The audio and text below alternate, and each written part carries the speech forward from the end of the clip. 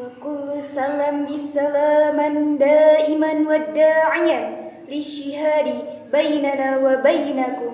أقول لكم السلام عليكم ورحمة الله وبركاته. وكل أمر ذي بال لا يبدأ فيه بسم الله الرحمن الرحيم فهو أقطع، وفي رواية فهو أبتر، وفي رواية فهو أجدر. بسم الله الرحمن الرحيم. إن الحمد لله نحمده ونستعينه ونستغفره ونعوذ بالله من شرور أنفسنا ومن سيئات أعمالنا. من يهد الله فلا مضل له ومن يضلله فلا هادي له. أشهد أن لا إله إلا الله وحده لا شريك له وأشهد أن محمدا عبده ورسوله لا نبي ولا رسول بعده. أما بعد. Pertama-tama dan yang paling utama, marilah kita panjatkan puji beserta syukur kehadirat Allah Subhanahu wa Ta'ala yang telah memberikan beribu-ribu nikmat kepada kita semua, yakni nikmat iman, nikmat Islam, dan nikmat sehat walafiat. Sholawat bertangkaikan salam, salam rindu, salam cinta, salam kasih, salam sayang kepada Baginda Alam yang telah membawa kita dari zaman biadab ke zaman beradab, dari zaman jahiliyah ke zaman Islamiyah, dari zaman Zaskia Gotik hingga kini terlahir saya wanita cantik dan soleh. Amin ya Allah ya Rabbal Alamin. Yakni the best of people, Habibana wa Nabiyana wa Maulana Muhammad sallallahu alaihi wasallam.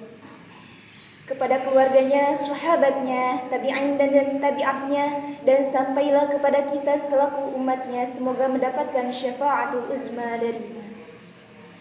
Muhammad nabina binur hadina min Makkah habibi nuru sata'an madina min salatu withalla bisrifatu ya bakhtil lifdulu masih isfalu mamatu.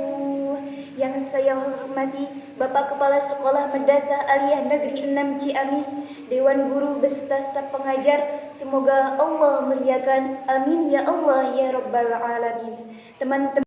Teman-teman seperjuangan yang saya banggakan, yang saya cintai dan yang mencintai saya, semoga kita semua dapat berkumpul bersama di yaumil qiyamah nanti di tempat yang paling mulia di sisi Allah, yakni syurganya Allah Azza wa Jalla.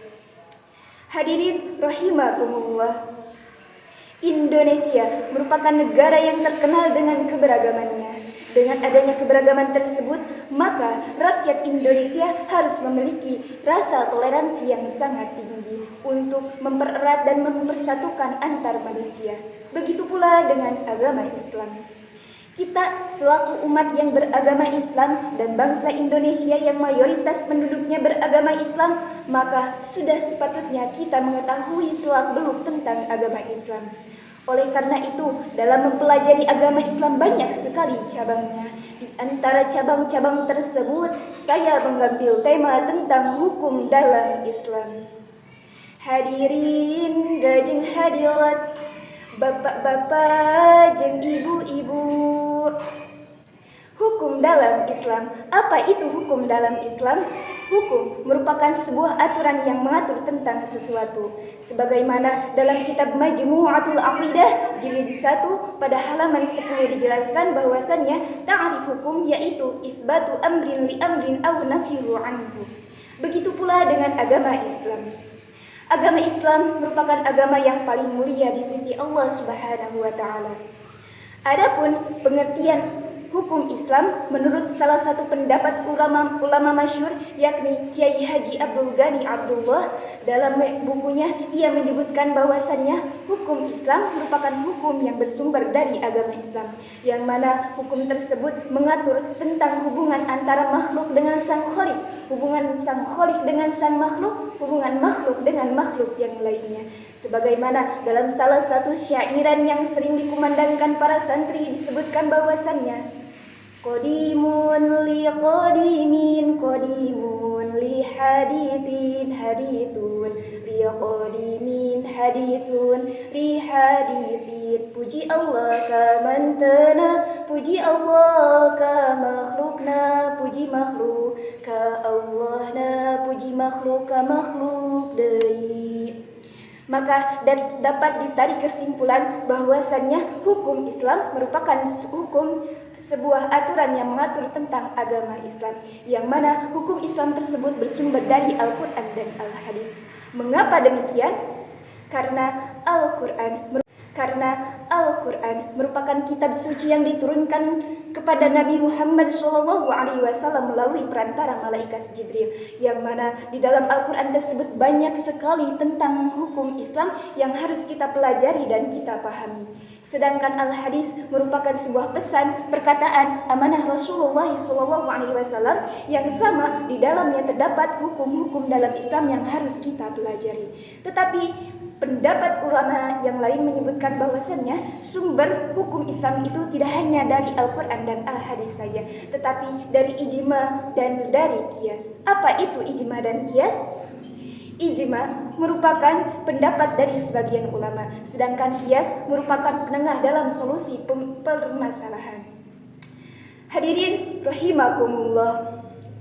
Dari uraian tadi disebutkan bahwasannya sumber hukum Islam itu yaitu terdapat dari Al-Quran, Al-Hadis, qiyas, dan ijma.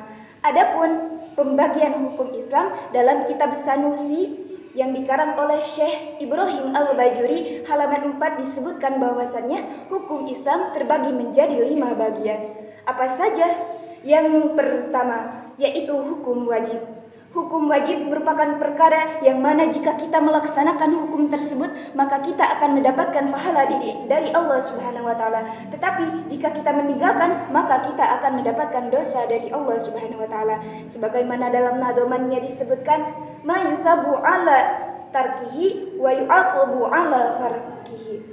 Ari wajib diganjar mun dilakonan tangtu menang siksaan mun ditinggalkan.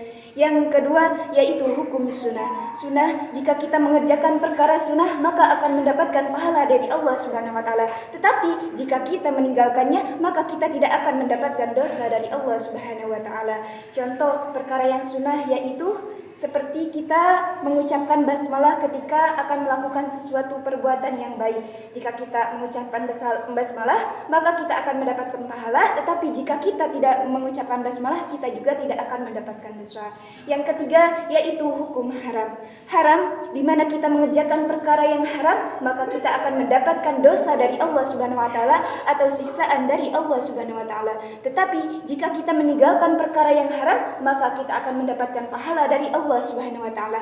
Contoh perkara yang haram seperti zina, mabuk, dan lain sebagainya. Yang keempat yaitu hukum makruh. Makruh, jika kita meninggalkan perkara yang makruh maka kita akan mendapatkan pahala dari Allah Subhanahu wa taala. Tetapi jika kita meninggalkan perkara yang jika kita melaksanakan perkara yang makruh maka kita tidak akan mendapatkan dosa dari Allah Subhanahu wa taala. Yang kelima yaitu hukum jaiz. Jaiz merupakan perkara yang mana jika kita meninggalkan atau melakukan kita tidak akan mendapatkan pahala ataupun mendapatkan dosa dari Allah Subhanahu wa taala. Sebagaimana dalam nadomannya disebutkan, ma la yuthabu wa la yu'aqabu ala fi'lihi wa ala tarkihi. Ari wenang tadi siksa tadi ganjar dilakonan ditinggal penjara dahar. Adapun perkara yang jaiz seperti makan. Makan, jika kita makan kita tidak akan mendapatkan pahala dari Allah, tetapi jika kita tidak makan pun kita tidak akan mendapatkan pahala ataupun dosa dari Allah Subhanahu wa taala. Hadirin rahimakumullah. Dapat ditarik kesimpulan bahwasannya hukum Islam merupakan hukum atau aturan yang mengatur tentang agama Islam, yang mana hukum Islam tersebut bersumber dari Al-Quran dan Al-Hadis. Adapun pendapat dari ulama yang lain, sumber hukum Islam terdapat dari Al-Quran, hadis, ijma, dan qiyas. Adapun pembagian hukum Islam terbagi menjadi 5 bagian. Yang pertama wajib, yang kedua haram, yang ketiga makruh, yang keempat sunnah, dan yang kelima jaiz. Semoga kita semua selaku pemudi harapan bangsa mempelajari tentang selak-beluk agama Islam, kita dapat menjadikan bangsa ini bangsa yang baldatun thayyibatun wa rabbun ghafur. Kita selaku pemuda-pemudi bangsa dapat menghidupkan bangsa ini menjadi bangsa yang baik sampai nanti di yaumil qiyamah. Amin ya Allah ya rabbal alamin. Mungkin sekian yang dapat saya sampaikan. Mohon maaf apabila banyak kesalahan dan kekurangannya. Ditutup wabillahi taufiq wal hidayah. Unzur ma qala wa la tanzur ma qila. Rabbana atina fid dunya hasanah wa fil akhirati hasanah wa qina adzabannar. Jika ada sumur di ladang, boleh kita menumpang mandi. Jika ada umur panjang, boleh kita berjumpa lagi. Wassalamualaikum warahmatullahi wabarakatuh.